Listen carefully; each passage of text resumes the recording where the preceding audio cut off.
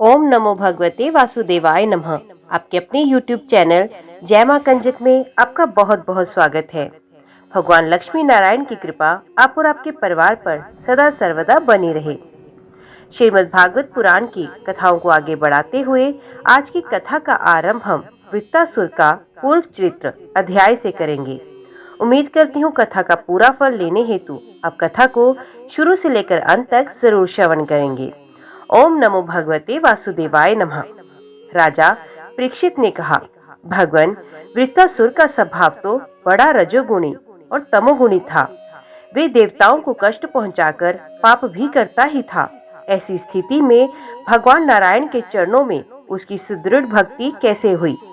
हम देखते हैं प्राय शुद्ध सत्व में देवता और पवित्र हृदय ऋषि भी भगवान की परम प्रेममयी अनन्य भक्ति से वंचित ही रह जाते हैं।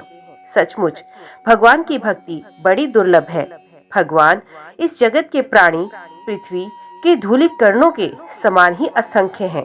उसमें से कुछ मनुष्य आदि श्रेष्ठ जीव ही अपने कल्याण की चेष्टा करते हैं। ब्राह्मण, उसमें भी संसार से मुक्ति चाहने वाले तो बिरले ही होते हैं, और मोक्ष चाहने वाले हजारों में मुक्ति या सिद्धि लाभ तो कोई सा ही कर पाता है। महामुने, करोड़ों सिद्ध एवं मुक्त पुरुषों में भी वैसे शांतचित्त महापुरुष का मिलना तो बहुत ही कठिन है, जो एकमात्र भगवान के ही परायण है। ऐसी अवस्था में वृत्तासुर, जो सब लोगों को सताता था और बड़ा पापी था, उस भयंकर युद्ध के अवसर पर भगवान श्री कृष्ण में अपनी वृत्तियों को इस प्रकार दृढ़ता से लगा सका। इसका क्या कारण है? प्रभु, इस विषय में हमें बहुत अधिक संदेह है और सुनने का बड़ा कौतूहल है। अहो, वृत्तासुर का बल पौरुष कितना महान था कि उसने रणभूमि में देवराज इंद्र को भी संतुष्ट कर दिया। सूत जी कहते हैं, शौनकादि ऋषियों भगवान शुकदेव जी ने परम श्रद्धालु राज ऋषि परीक्षित का ये श्रेष्ठ वचन सुनकर उनका अभिनंदन करते हुए ये बात कही। श्री शुकदेव जी ने कहा, परीक्षित, तुम सावधान होकर ये इतिहास सुनो। मैंने इसे अपने पिता व्यास जी, देवऋषि नारद और महर्षि देवल के मुंह से भी विधि पूर्वक सुना है। प्राचीन काल की बात है। शूरसेन देश में चक्रवर्ती सम्राट महाराज चित्रकेतु राज्य करते थे। उनके राज्य में पृथ्वी स्वयं ही प्रजा की इच्छा अनुसार अन्न रस से दे दिया करती थी। उनके 1 करोड़ रानियां थी और वे स्वयं संतान उत्पन्न करने में समर्थ भी थे, परंतु उन्हें उनमें से किसी के भी गर्भ से कोई संतान ना हुई।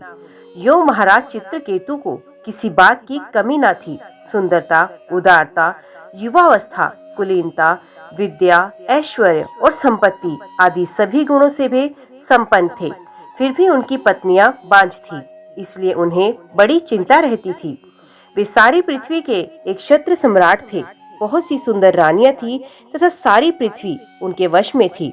सब प्रकार की संपत्तियां उनकी सेवा में उपस्थित थी, परंतु वे सब वस्तुएं उन्हें सुखी ना कर सकी। एक दिन शाप और वरदान देने में समर्थ अंगिरा ऋषि स्वच्छंद रूप से विभिन्न लोकों में विचरते हुए राजा चित्रकेतु के महल में पहुंच गए। राजा ने प्रत्युत्थान और अधर्य आदि से उनकी विधि पूर्वक पूजा की। आतिथ्य सत्कार हो जाने के बाद जब अंगिरा ऋषि सुख पूर्वक आसन पर विराज गए, तब राजा चित्रकेतु भी शांत भाव से उनके पास ही बैठ गए। महाराज, महर्षि अंगिरा ने देखा कि ये राजा बहुत विनयी है और मेरे पास पृथ्वी पर बैठकर मेरी भक्ति कर रहा है। तब उन्होंने चित्रकेतु को संबोधित करके उसे आदर देते हुए ये बात कही, राजन, तुम अपनी प्रकृतियों, गुरु मंत्री, राष्ट्रदुर्ग, कोश सेना और मित्र के साथ सकुशल तो होना। जैसे जीव महत्वादी 7 आवरणों से घिरा रहता है, वैसे ही राजा भी इन 7 प्रकृतियों से घिरा रहता है। उनके कुशल से ही राजा की कुशलता है। नरेंद्र, जिस प्रकार राजा अपनी उपयुक्त प्रकृतियों के अनुकूल रहने पर ही राज्य सुख भोग सकता है, वैसी ही प्रकृतियां भी अपनी रक्षा का भार राजा पर छोड़कर सुख और समृद्धि लाभ कर सकती हैं। राजन, तुम्हारी रानियां, प्रजा, मंत्री, सेवक, व्यापारी, दीवान, नागरिक, देशवासी, मंडलेश्वर राजा और पुत्र तुम्हारे वश में तो है ना? सच्ची बात तो ये है कि जिसका मन अपने वश में है, उसके ये सभी वश में होते हैं। इतना ही नहीं, सभी लोग और लोकपाल भी बड़ी सावधानी से उसे भेंट देकर उसकी प्रसन्नता चाहते हैं। परंतु मैं देख रहा हूँ कि तुम स्वयं संतुष्ट नहीं हो। तुम्हारी कोई कामना अपूर्ण है। तुम्हारे मुंह पर किसी आंतरिक चिंता के चिन्ह झलक रहे हैं। तुम्हारे इस असंतोष का कारण कोई और है या स्वयं तुम ही हो। परीक्षित, महर्षि अंगिरा ये जानते थे कि राजा के मन में किस बात की चिंता है। फिर भी उन्होंने उससे चिंता के संबंध में अनेकों प्रश्न पूछे। चित्रकेतु के संतान की कामना थी। अतः महर्षि के पूछने पर उन्होंने विनय से झुककर निवेदन किया। सम्राट चित्रकेतु ने कहा, भगवान, जिन योगियों के तपस्या, ज्ञान, धारणा, ध्यान और समाधि के द्वारा सारे पाप नष्ट हो चुके हैं, उनके लिए प्राणियों के बाहर या भीतर की ऐसी कौन सी बात है जिसे वे ना जानते हों। ऐसा होने पर भी जब आप सब कुछ जानबूझकर मुझसे मेरे मन की चिंता पूछ रहे हैं, तब मैं आपकी आज्ञा और प्रेरणा से आपकी चिंता आपके चरणों में निवेदन करता हूँ। मुझे पृथ्वी का साम्राज्य, ऐश्वर्य और संपत्तियाँ, जिनके लिए लोकपाल भी लालायित रहते हैं, प्राप्त हैं, परंतु संतान ना होने के कारण मुझे इन सुख भोगों से उसी प्रकार तनिक भी शांति नहीं मिल रही, जैसे भूखे प्यासे प्राणी को अन्न जल के सिवा दूसरे भोगों से।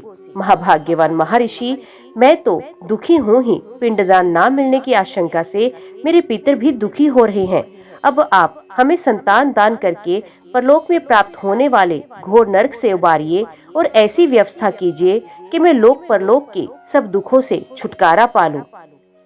श्री सुखदेव जी कहते हैं, परीक्षित, जब राजा चित्रकेतु ने इस प्रकार प्रार्थना की, तब सर्वसमर्थ एवं परम कृपालु ब्रह्मपुत्र भगवान अंगिरा ने त्वष्टा देवता से कि योग्य चरु निर्माण करके उससे उनका यजन किया। परीक्षित, राजा चित्रकेतु की रानियों में सबसे बड़ी और सद्गुणवती महारानी कृतुदुति थी। महर्षि अंगिरा ने उन्हीं की यज्ञ का अवशेष प्रसाद दिया और राजा चित्रकेतु से कहा, राजन, तुम्हारी पत्नी के गर्भ से एक पुत्र होगा जो तुम्हें हर्ष और शोक दोनों ही देगा। यूँ कहकर अंगिरा ऋषि चले गए। उस यज्ञ शेष प्रसाद के कारण से ही महारानी कृतुदुति ने महाराज चित्रकेतु के द्वारा गर्भ धारण किया, जैसे कृतिका ने अपने गर्भ में अग्नि कुमार को धारण किया था। राजन, शूरसेन देश के राजा चित्रकेतु के तेज से कृतुदुतु का गर्भ शुक्ल पक्ष के चंद्रमा के समान दिनों दिन क्रमश बढ़ने लगा। तदंतर समय आने पर महारानी कृतुदुति के गर्भ से एक सुंदर पुत्र का जन्म हुआ। उसके जन्म का समाचार पाकर शूरसेन देश की प्रजा बहुत ही आनंदित हुई। सम्राट चित्रकेतु के आनंद का तो कहना ही क्या था। वे स्नान करके पवित्र हुए। फिर उन्होंने वस्त्राभूषण से सुसज्जित हो ब्राह्मणों से स्वसित वाचन कराकर और आशीर्वाद लेकर पुत्र का जात कर्म संस्कार करवाया। उन्होंने उन ब्राह्मणों को सोना, चांदी, वस्त्र आभूषण, गांव, घोड़े, हाथी और 6 अर्बुद गोय दान की। उदार शिरोमणि राजा चित्रकेतु ने पुत्र के धन, यश और आयु की वृद्धि के लिए दूसरे लोगों को भी मुंह मांगी वस्तुएं दी। ठीक उसी प्रकार जैसे मेघ सभी जीवों का मनोरथ पूर्ण करता है। परीक्षित, जैसे यदि किसी कंगाल को बड़ी कठिनाई से कुछ धन मिल जाता है तो उसमें उसकी आसक्ति हो जाती है, वैसे ही बहुत कठिनाई से प्राप्त हुए उस पुत्र में राजऋषि चित्रकेतु का स्नेह बंधन दिनों दिन बढ़ने लगा। माता कृतुदुतु को भी अपने पुत्र पर मोह के कारण बहुत ही स्नेह था, परंतु उनकी 100 रानियों के मन में पुत्र की कामना से और भी जलन होने लगी। प्रतिदिन बालक का लाड़ प्यार करते रहने के कारण सम्राट चित्रकेतु का जितना प्रेम बच्चे की मां कृतुदुतु में था, उतना दूसरी रानियों में ना रहा। इस प्रकार एक तो वे रानियां संतान न होने के कारण ही दुखी थी, दूसरे राजा चित्रकेतु ने उनकी उपेक्षा कर दी। अतः वे डाह से अपने को धिक्कारने और मन ही मन जलने लगी। वे आपस में कहने लगी, अरे बहनों, पुत्रहीन स्त्री बहुत ही अभागिन होती है। पुत्र वाली सोते तो दासी के समान उसका तिरस्कार करती हैं, और तो और स्वयं पति देव ही उसे पत्नी करके नहीं मानते। सचमुच पुत्रहीन स्त्री धिक्कार के योग्य है। भला दासी को क्या दुख है, वे तो अपने स्वामी की सेवा करके निरंतर सम्मान पाती हैं, परंतु हम अभागिन तो इस समय उनसे भी गई बीती हो रही हैं और दासियों की दासी के समान बार बार तिरस्कार पा रही हैं। परीक्षित, इस प्रकार वे रानियां अपनी सोत की गोद भरी देखकर जलती रहती थी और राजा भी उनकी ओर से उदासीन हो गए थे। फलत उनके मन में कृतुदुतु के प्रति बहुत द्वेष हो गया। द्वेष के कारण रानियों की बुद्धि मारी गई। उनके चित्त में क्रूरता छा गई। उन्हें अपने पति चित्रकेतु का पुत्र स्नेह सहन न हुआ, इसलिए उन्होंने चिढ़कर नन्हे से राजकुमार को विष दे दिया। महारानी कृतदूतु को सोतो की इस घोर पापमय करतूत का कुछ भी पता नहीं था। उन्होंने दूर से देखकर समझ लिया कि बच्चा सो रहा है, इसलिए वे महल में इधर उधर डोलती रहीं। बुद्धिमती रानी ने ये देखकर कि बच्चा बहुत देर से सो रहा है, धाई से कहा, कल्याणी, मेरे लाल को लेके आओ। धाई ने सोते हुए बालक के पास जाकर देखा कि उसके नेत्रों की पुतलियां उलट गई हैं। प्राण इंद्रिय और जीवात्मा ने भी उसके शरीर से विदा ले ली। ये देखते ही हाय रे, मैं मारी गई, इस प्रकार कहकर वे धरती पर गिर पड़ी। धाई अपने दोनों हाथों से छाती पीट पीट कर बड़े आर्द्र स्वर में जोर जोर से रोने लगी। उसका रोना सुनकर महारानी कृतदूती जल्दी जल्दी अपने पुत्र के शयन गृह में पहुंची और उन्होंने देखा कि मेरा छोटा सा बच्चा अकस्मात मर गया है। तब वे अत्यंत शोक के कारण मूर्छित होकर पृथ्वी पर गिर पड़ी। उनके सर के बाल बिखर गए और शरीर पर के वस्त्र अस्त व्यस्त हो गए। तदंतर महारानी का रुदन सुनकर रनिवास के सभी स्त्री पुरुष वहां दौड़े आए और सहानुभूतिवश अत्यंत दुखी होकर रोने लगे। वे हत्यारी रानियां भी वहां आकर झूठ मूठ रोने का ढोंग करने लगी। जब राजा चित्रकेतु को पता लगा कि मेरे पुत्र की अकारण ही मृत्यु हो गई, तब अत्यंत स्नेह के कारण शोक के आवेग से उनकी आंखों के सामने अंधेरा छा गया। वे धीरे धीरे अपने मंत्रियों और ब्राह्मणों के साथ मार्ग में गिरते पड़ते मृत बालक के पास पहुँचे और मूर्छित होकर उसके पैरों के पास गिर पड़े। उनके केश और वस्त्र इधर उधर बिखर गए। वे लंबी लंबी सांस लेने लगे। आंसुओं की अधिकता से उनका गला रूंध गया और वे कुछ भी बोल न सके। पति प्राणा रानी कृतदूतु अपने पति चित्रकेतु को अत्यंत शोकाकुल और इकलौते नन्हे से बच्चे को मरा हुआ देख भांति भांति से विलाप करने लगी। उनका ये दुख देखकर मंत्री आदि सभी उपस्थित मनुष्य शोकग्रस्त हो गए। महारानी के नेत्रों से इतने आंसू बह रहे थे कि वे उनकी आंखों का अंजन लेकर केसर और चंदन से चर्चित वक्ष स्थल को भिगोने लगे। उनके बाल बिखर रहे थे तथा उनमें गुंथे हुए फूल गिर रहे थे। इस प्रकार वे पुत्र के लिए कुर्री पक्षी के समान उच्च स्वर में विविध प्रकार से विलाप कर रही थी।